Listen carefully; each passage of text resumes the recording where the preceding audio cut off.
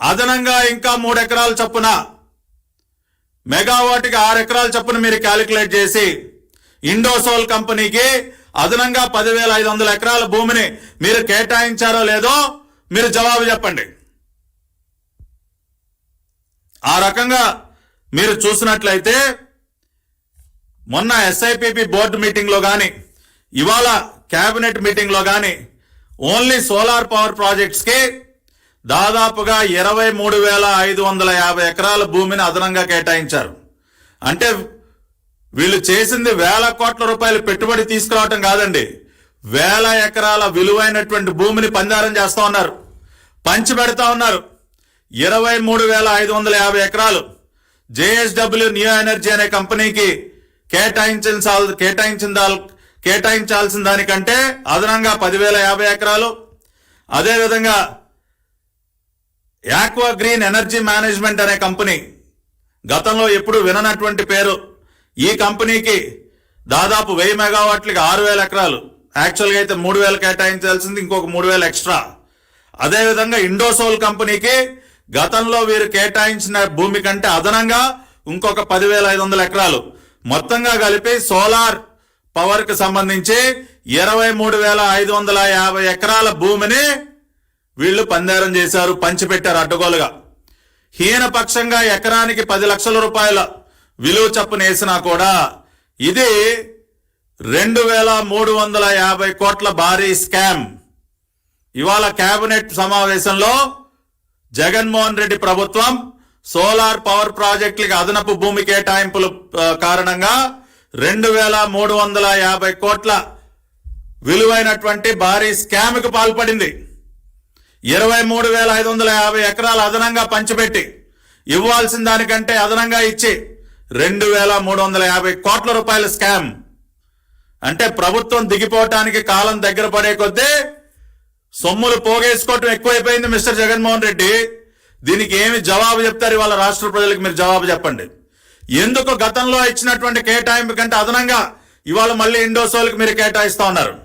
అంతేకాకుండా గతంలో మరి ఇండోసోల్ వారికి ఇచ్చినటువంటి జీవోలో మరి ఎక్కడా కూడా SPV అనే మాట లేదు, స్పెషల్ పర్పస్ వెహికల్ అనే మాట లేదు.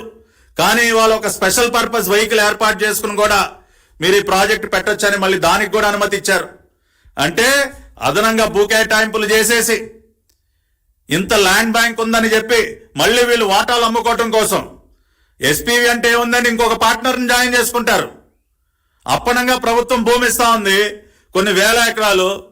ఇదిగో మా దగ్గర ఇన్ని వేల కోట్ల రూపాయల విలువైనటువంటి భూమి ఉందని చెప్పి దీనిని చూపించి ఇంకొక పార్ట్నర్ని, ఇంకొక విదేశీ పార్ట్నర్ ఎవరినో తెచ్చుకుంటారు. వీళ్ళ మా వాటాని భారీ మొత్తానికి అమ్ముకుంటారు. అట్లా గతంలో లేనటువంటి ఒక SPV నిబంధనను కూడా తీసుకొచ్చి ఒక SPV క్లాజ్ పెట్టి ఇవాళ కేబినెట్ లో ఆమోదం తెలిపారు.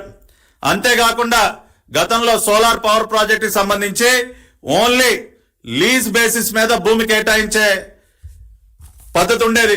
ఓన్లీ లీజ్ బేసిస్ మీదే సోలార్ పవర్ ప్రాజెక్ట్స్ కి భూ కేటాయింపులు జరిగేవి. దానికి గాను ఎకరానికి సుమారుగా ఒక 31,000 చొప్పున లీజు చెల్లించినటువంటి పరిస్థితి ఉండేది.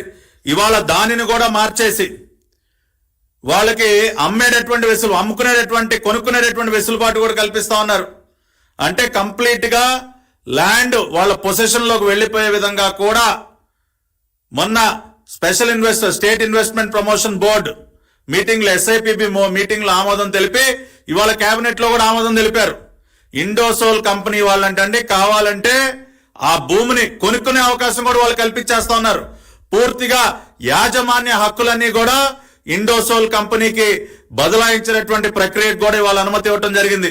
దేనికి ఆ రకంగా మీరు నిబంధనలను మార్చారో ఇవాళ ఈ రాష్ట్ర ప్రభుత్వం, ఈ రాష్ట్ర మంత్రి పెద్దిరెడ్డి, ముఖ్యమంత్రి జగన్ రెడ్డి సమాధానం చెప్పాలి. మీ బినామీ కంపెనీ అయినటువంటి ఇండోసోల్ కోసం ఇన్ని రకాలైనటువంటి నిబంధనలను దేనికి మార్చారు? గతంలో మెగావాట్కి 3 ఎకరాల చొప్పున భూ కేటాయింపు జరిగితే ఇవాళ దానిని 6 ఎకరాలకి దేనికి పెంచారు? గతంలో లేనటువంటి SPV క్లాజ్ ని ఇవాళ SPV ఏర్పాటుకి ఎందుకు అనుమతించారు? గతంలో కేవలం లీజు బేసిస్ మీదే సోలార్ పవర్ ప్రాజెక్ట్స్ కి భూ కేటాయింపు జరిగితే దానిని ఇవాళ లీజ్ కాకుండా వాళ్ళకి కొనుగోలు చేసుకునేటువంటి అవకాశాన్ని దేనికి ఇచ్చారు? పూర్తిగా భూమి యాజమాన్య హక్కులన్నీ కూడా ఇండోసోల్ కంపెనీకి వెళ్లిపోయే విధంగా అటువంటి అవకాశాన్ని కూడా ఇవాళ దేనికి ఇచ్చారో కేబినెట్ లో ఆమోదం తెలిపి జవాబు చెప్పాలని చెప్పి తెలుగుదేశం పార్టీ పక్షాన మేము డిమాండ్ చేస్తా ఉన్నాం. ఈ రకంగా వీళ్ళు రెన్యూబుల్ ఎనర్జీ ప్రాజెక్ట్స్ పేరుతో, మరీ ముఖ్యంగా సోలార్ పవర్ ప్రాజెక్ట్స్ పేరుతో ఎంత భారీ కుంభకోణానికి పాల్పడతా ఉన్నారో ఇవాళ ఈ వాస్తవాలన్నీ కూడా ప్రజలకు తెలియజేస్తున్నాం. ఇవాళ ఇండోసోల్ కంపెనీ వాళ్ళకి తాడిపత్రి మండల్ అనంతపూర్ ఉరిచింతల గ్రామంలో వీళ్ళు అదనంగా అయితే మరి ఇప్పుడు గతంలో 3 ఎకరాలు పర్ మెగావాట్ ఉండి ఇప్పుడు 6 ఎకరాల చొప్పున పెంచిస్తా ఉన్నారు. ఈ అదనపు భూమి కోసం ఉరిచింతల గ్రామం తాడిపత్రి మండలంలో అక్కడ భూమి ఎక్వైరీ చేయబోతా ఉన్నారు. అదేవిధంగా ఏ కంబాల దిన్నె, బి వెంకటాపురం, చినవెంతుర్ల, నేలనూతుల, కల్లుట్ల ఈ గ్రామాలన్నీ మైలవరం మండలం వైఎస్ఆర్ కడప జిల్లాలో ఉన్నాయి. అంటే కడప జిల్లాలో దాదాపుగా ఒక 5 గ్రామాల్లో, మరి అనంతపురం జిల్లాలో ఉన్నటువంటి తాడిపత్రి మండల్ ఉరిచింతల గ్రామంలో ఇండోసోల్ కంపెనీ వాళ్ళకి దాదాపుగా 10,500 ఎకరాల భూమిని అదనంగా కట్టబెడతా ఉన్నారు. 1 కాదు 2 కాదు, వాళ్ళ బినామీ కంపెనీకి ఈ 2 జిల్లాలు అనంతపురం కడప జిల్లాలో ఉన్నటువంటి దాదాపు 6 గ్రామాల్లో 10,500 ఎకరాలు అదనంగా భూ కేటాయింపు గతంలో కేటాయించిన దానికంటే. ఇది ఏ రకంగా సాధ్యమైందో ఇవాళ రాష్ట్ర ప్రభుత్వం జవాబు చెప్పాలి. ఆ రకంగా వేల కోట్ల రూపాయల పెట్టుబడులు తీసుకొస్తున్నామని చెప్పి కట్టుకథలు చెప్తూ 1000 ఎకరాల భూ పందారానికి శ్రీకారం చుట్టాడు ఈ రాష్ట్ర ముఖ్యమంత్రి. ఇవాళ ఆల్ ఇండియా లెవెల్లో మీరు భారతదేశంలో ఎక్కడ చూసినా కూడా సోలార్ పవర్ కి పర్ మెగావాట్ మాక్సిమం 4 ఎకరాలకు మించి ఎక్కడా కూడా కేటాయింపు చేయరండి. మన ఆంధ్రప్రదేశ్ లో గతంలో తెలుగుదేశం పార్టీ ప్రభుత్వం గాని లేకపోతే జగన్మోహన్ రెడ్డి ప్రభుత్వం గాని మెగావాట్ కి 3 ఎకరాలు చొప్పున కేటాయించారు. ఇవాళ 2022లో కూడా మీరు పర్ మెగావాట్ 3 ఎకరాలు చొప్పున కేటాయించి వాళ్ళు దాన్ని డబుల్ ఎందుకు చేశారు? ఇవాళ రాయలసీమ ప్రాంతంలో మొత్తం చీకటి కమ్మేసిందా? గతంలో 3 ఎకరాల్లో సోలార్ పవర్ ప్యానల్స్ పెడితే 1 మెగావాట్ సోలార్ విద్యుత్ ఉత్పత్తి అయినటువంటి అవకాశం ఉంటే ఇవాళ అది 6 ఎకరాలకి పెరగాల్సిన అవసరం దేనికి వచ్చింది జగన్ రెడ్డి గారు? మొత్తం చీకట్లు కమ్మేశాయా? ఎండ కాయటం తగ్గిపోయిందా? రాయలసీమ ప్రాంతంలో మబ్బులు కమ్మేశాయా? ఏం మారిపోయింది సార్? ఎందుకు అదనంగా ఒక్కొక్క మెగావాట్కి 3 ఎకరాల చొప్పున అదనంగా ఇవాళ భూమిని కేటాయించాల్సిన అవసరం ఏర్పడింది? దేశంలో ఎక్కడైనా పర్ మెగావాట్ 6 ఎకరాల భూమి ఏ సోలార్ పవర్ ప్రాజెక్ట్ కైనా మీరు కేటాయించారా?